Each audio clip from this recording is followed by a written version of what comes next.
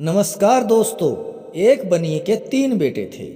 एक बार जब बनिया बीमार पड़ गया तो उसने अपने तीनों लड़कों को बुलाकर पूछा कि बेटे, मेरे मरने के बाद तुम क्या करना पसंद करोगे, किस तरह अपनी रोजी रोटी चलाओगे। बड़े लड़के ने कहा कि बाबा, मैं दुकान से गुजारा करूँगा। बीच का लड़का बोला, मैं कोई व्यापार करूँगा। और सबसे छोटा, जिसका नाम जोनी था, वह बोला, मैं तो चोरी करूँगा। एक बार कहीं अच्छे से चोरी कर ली तो वर्षों तक कुछ न करने की ज़रूरत पड़ेगी। तब उसके पिता ने कहा, चोरी करने के लिए दिमाग की ज़रूरत होती है। तब जोनी ने कहा, दिमाग तो मेरे पास बहुत है, आप चाहो तो मेरी परीक्षा ले सकते हो। तब उसके पिता ने कहा, तुम दिल्ली जाकर अकबर बादशाह का घोड़ा चुराना होगा, जिसे पिछले दिनों काबुल से मंगाया गया है। यदि 1 सप्ताह के अंदर तुम घोड़ा ले आए तो मुझे विश्वास हो जाएगा कि तुम्हारे अंदर दिमाग की कमी नहीं है। इसके बाद जोनी उसी समय दिल्ली की ओर चल पड़ा। दिल्ली पहुंचकर उसने देखा कि शहर के चारों तरफ कड़ा पहरा है। वह अंदर जाने की तरकीब सोचने लगा। कुछ देर बाद उसने एक नाई को आते हुए देखा। पास आने पर पूछा, भाई कहाँ जा रहे हो? नाई ने कहा कि मैं रोज हजामत करने शहर जाता हूँ, यही मेरा काम है। इसके बाद उस नाई ने जोनी से पूछा, तुम कौन हो? मैंने तुम्हें आज पहली बार देखा है। जोनी बोला, मुझे जोनी कहते हैं, मैं इस शहर के अंदर दाखिल होना चाहता हूँ। नाई ने बताया कि शहर के अंदर तो वही आदमी जा सकता है जो कुछ काम करता हो, किसी और व्यक्ति को महल के अंदर जाने नहीं दिया जाता। इसके बाद जोनी शहर में घुसने की तरकीब सोचने लगा और वह नाई से बोला, अच्छा भाई, मैं वापस ही लौट जाऊंगा, लेकिन मेरी हजामत तो बनाते जाओ। इसके बाद नाई ने जोनी की बात मान ली और वह हजामत बनाने लगा, किंतु पानी न होने के कारण हजामत कैसे बनती। तभी जोनी ने दूर एक तालाब की ओर इशारा किया और कहा, वहां से कटोरी में पानी भर लाओ, तभी हजामत बनेगी। नाई ने अपनी पेटी वहीं रख दी और पानी लेने चला गया। इसके बाद जोनी ने पेटी को कंधे पर उठाया और अपने आप को नाई बताकर तेजी से शहर के अंदर घुस गया। शहर पहुंचकर वह एक बूढ़ी सी औरत के घर में रहने लगा। उसने उस बूढ़ी औरत, जो कि भटियारी थी, उससे कहा, होशियारी से मेरी कहाँ मानती रहोगी तो मैं तुम्हें हर रोज एक सोने का सिक्का दिया करूँगा। बुढ़िया खुश हो गई। उसने बताया कि आज से मेरा नाम जोनी चोर है, किसी को पता नहीं चलना चाहिए कि जोनी चोर तुम्हारे घर में रहता है। अगले दिन उसने एक पत्र लिखकर बुढ़िया को दे दिया। उसने बुढ़िया से कहा कि इसे ले जाकर दरबार में डाल दो, और उसने उस पत्र में लिखा था, बादशाह सलामत, जोनी चोर इस शहर में आ चुका है, वह आपके काबुली घोड़े को चुरा कर ले जाएगा। इसके बाद बुढ़िया ने वह पर्चा अपने तोते को दिया और तोता उसी वक्त उस पर्चे को दरबार में डाल देता है। जब बादशाह ने वह पर्चा पढ़ा तो बड़ा हैरान हुआ। बादशाह को उस समय बहुत ही गुस्सा आया और उसने ऐलान किया कि आज रात जो हमारे काबुली घोड़े की रक्षा करेगा उसे 1000 रुपये का इनाम दिया जाएगा। यह ऐलान सुनकर एक सुनार दरबार में पहुंचा और उसने घोड़े की रखवाली का काम अपने जिम्मे ले लिया। जोनी चोर को जब यह पता चला कि सुनार ने घोड़े की रखवाली की जिम्मेदारी ले ली है तो उसने बुढ़िया से पूछा कि सुनार के घर में और कौन कौन है। उस बुढ़िया ने बताया, उसके माता पिता, भाई बहन सभी हैं।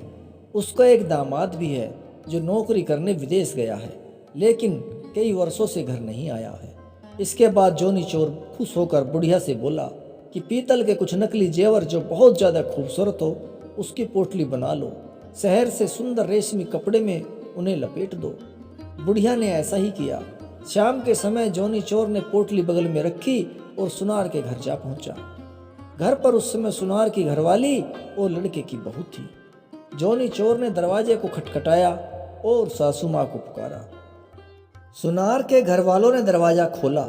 शाम हो चुकी थी और थोड़ा अंधेरा भी हो गया था, अतः सुनारी ने समझा कि मेरा दामाद आ गया है। दामाद का बड़ा आदर सत्कार किया। इसके बाद जोनी चोर ने पिता के बारे में पूछा। तब सुनार के घर वालों ने उसे बताया कि वह आज बादशाह के घोड़े की सुरक्षा के लिए पहरे पर गए हैं, क्योंकि शहर में जानी चोर घुस आया है और वह राजा का काबुली घोड़ा छुड़ाना चाहता है। रात में पत्नी ने उसे अच्छा भोजन कराया और जब सब अपने कमरे में जाकर सो गए तो जानी चोर ने पत्नी से कहा कि मैं विदेश से जेवरात निखारने की ऐसी कला सीख कर आया हूँ कि कितने भी पुराने जेवर हों वह चमक जाते हैं। अब तो उसकी पत्नी खुश हो गई और बोली कि मेरे पास भी कुछ पुराने जेवर हैं, क्या तुम उन्हें निखार सकते हो? जानी चोर ने कहा, हाँ हाँ, क्यों नहीं, जल्दी लेकर आओ। जोनी चोर की पत्नी सारे जेवर ले आई और जानी चोर ने अपनी पोटली से नकली जेवर निकाले और असली जेवर से बदल दिए तथा रात को मौका देखकर वहां से फरार हो गया। सुबह हुई, दामाद को घर न पाकर सुनारी को बड़ा दुख हुआ। उधर जब सुनार को सारी घटना का पता चला तो उसे विश्वास हो गया कि यह काम केवल जानी चोर ही कर सकता है। दूसरे दिन दरबार में फिर चिट्ठी आई। उसमें भी घोड़ा छुड़ाने की बात लिखी थी। इसके बाद बादशाह ने घोड़े की रक्षा के लिए इनाम की राशि 1000 रुपये से बढ़ाकर 2000 रुपये कर दी। जो कि घोड़े की रखवाली करेगा उसे 2000 रुपये इनाम दिया जाएगा। मगर घोड़े की रखवाली के लिए कोई तैयार नहीं हुआ। लोग सोचने लगे कि नाम के चक्कर में कहीं घर का माल न चला जाए, किंतु शहर के कोतवाल से रहा न गया। उसने राजा के घोड़े की रखवाली का जिम्मा ले लिया। जानी चोर ने भटियारी से फिर पता लगाया कि पहरे पर कौन है। भटियारी ने कहा, कोतवाल साहब आए हैं। जानी चोर ने दुल्हन जैसे कपड़े पहने और एक थाली में धूप बत्ती जलाकर मंदिर की ओर चल पड़ा। वह जानबूझकर कोतवाल साहब की ओर निकला। रात के समय में अपने पास से सुंदर स्त्री गुजरते हुए देखा। तब कोतवाल साहब ने कहा कि आधी रात में किसकी पूजा करने जा रही हो? तो जानी चोर घूंघट निकालकर बोला, ठाकुर की पूजा करने आई हूँ। इसके बाद कोतवाल साहब ने कहा, तुम ठाकुर की पूजा करने चली हो जबकि ठाकुर खुद तुम्हारी पूजा करना चाहते हैं।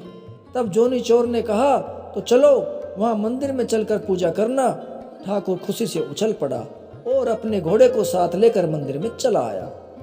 उसने घोड़े को बाहर बांध दिया और बेड़ियों और संदूक लेकर मंदिर के आंगन में चला गया। जोनी चोर ने कोतवाल से उन बेड़ियों के बारे में पूछा तो कोतवाल ने कहा कि यह डाकुओं के आभूषण है।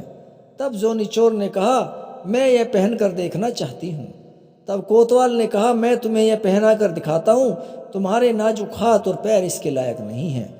यह चोरों का आभूषण है, अतः मैं तुम्हें पहन कर दिखा देता हूँ। इसके बाद उसने अपने हाथों में हथकड़ी और पैरों में बेड़ियां डाल ली और मुस्कुराता हुआ बोला, देख लिया, इस तरह पहना जाता है, अब इन्हें खोल दो। कोतवाल की बात सुनकर स्त्री बना जानी चोर जोर जोर से हंसने लगा और नकली वेशभूषा अलग करके बंदूक उठाकर कोतवाल की छाती पर रख दी और फिर उसने अपनी असली पहचान बताई। जानी चोर का रूप देखते ही कोतवाल के तो होश उड़ गए। उसने जानी चोर से माफी मांगी, किंतु जानी चोर कब सुनने वाला था। उसने कोतवाल को एक रस्से से बांध लिया और उसे घोड़ी पर बिठाया, राजा के महल के आगे फेंक कर वहां से फरार हो गया। सुबह होते शहर में हलचल सी मच गई। इसके बाद लोग जानी चोर के नाम से डरने लगे। अगले दिन दरबार में चिट्ठी आ गई जिसमें काबुली वाले घोड़े को जल्दी से भगाने की बात लिखी थी। इस बार राजा ने 5000 रुपये का इनाम रखा, किंतु कोई भी घोड़े की रखवाली के लिए तैयार नहीं हुआ। राजा को अब अपने घोड़े की और अधिक चिंता सताने लगी। राजा ने अब निश्चय किया कि वह स्वयं ही अपने घोड़े की रखवाली करेगा और जानी चोर को अपने हाथों से पकड़ेगा। राजा उस दिन से काबुली घोड़े पर बैठकर पहरा देने लगा। जोनी चोर ने पता लगा लिया कि इस बार खुद राजा पहरे पर है। वह एक बुढ़िया का भेष बनाकर मंदिर वाली सड़क पर जा बैठा और चक्की आगे रख के अनाज पीसने लगा। सड़क के किनारे बुढ़िया को अनाज पीसते देख राजा ने पूछा, इस वक्त किसके लिए अनाज पीस रही हो अम्मा? बुढ़िया बोली, क्या करूं सरकार, बुढ़ापा है, बहुत बुरा होता है। उससे भी बुरी चीज है गरीबी। दिन में मोहल्ले के बच्चे पगली पगली कहकर चिढ़ाते हैं, इसलिए रात में यहाँ आकर काम करती हूँ। अभी अभी एक सिपाही आया था और अनाज लेकर गया है, उसी के लिए पीस रही हूँ, भगवान उसका भला करे। यह सुनकर राजा घोड़े से उतरा और उसने पूछा, क्या नाम था उस सिपाही का? बुढ़िया ने अपने पसीने पूछे और कहा, सरकार वह अपना नाम नहीं बता रहा था। राजा को विश्वास हो गया कि वही जानी चोर है। उसने बुढ़िया से कहा, वह कितनी देर में लौट कर आएगा? तब बुढ़िया ने कहा, वह आता ही होगा। राजा ने सोचा, चोर को पकड़ने का इससे अच्छा मौका नहीं मिलेगा। वह बुढ़िया से बोला, तू मेरे कपड़े पहन ले और मुझे अपने कपड़े दे ताकि मैं उसे रंगे हाथों पकड़ सकूं। वह सिपाही नहीं, चोर है। उसने सारे शहर की नाक में दम कर रखा है। राजा ने अपने कपड़े बुढ़िया को पहनाकर उसे मंदिर के आंगन में भेज दिया, साथ ही अपना काबुली घोड़ा भी उसे दे दिया। हाथ में घोड़ा आते ही जानी चोर बहुत खुश हुआ और वह तुरंत घोड़े पर चढ़ा और एड़ लगाते हुए बोला, बादशाह सलामत, तुम अब अनाज पीसते रहना। जानी चोर तो भागा, पर जब राजा को जानी चोर की आवाज़ सुनाई दी तो हैरान रह गया। उसकी हाथ से चक्की छूट गई और बोले, वाह रे जानी चोर, तू तो अकल से भी बादशाह है। जब जानी चोर बादशाह की पोशाक में घर पहुंचा तो बनिए को विश्वास हो गया और बोला, बेटा अब तुम जरूर चोरी कर सकता है, मगर याद रखना गरीब को कभी परेशान नहीं करना। ईमानदारी और मेहनत से कमाए धन पर कभी डाका नहीं डालना। गरीबों की सहायता करने में पीछे नहीं हटना। अब जाकर राजा का यह घोड़ा वापिस करा। अब मेरी आत्मा तुम्हारी तरफ से बिल्कुल तृप्त हो गई। इसके बाद जानी राजा घोड़ा वापिस कर आया और सब हंसी खुशी से रहने लगे। अगर आपको हमारी कहानी पसंद आई हो तो प्लीज़ हमारे चैनल को लाइक करें, शेयर करें, सब्सक्राइब करें। धन्यवाद।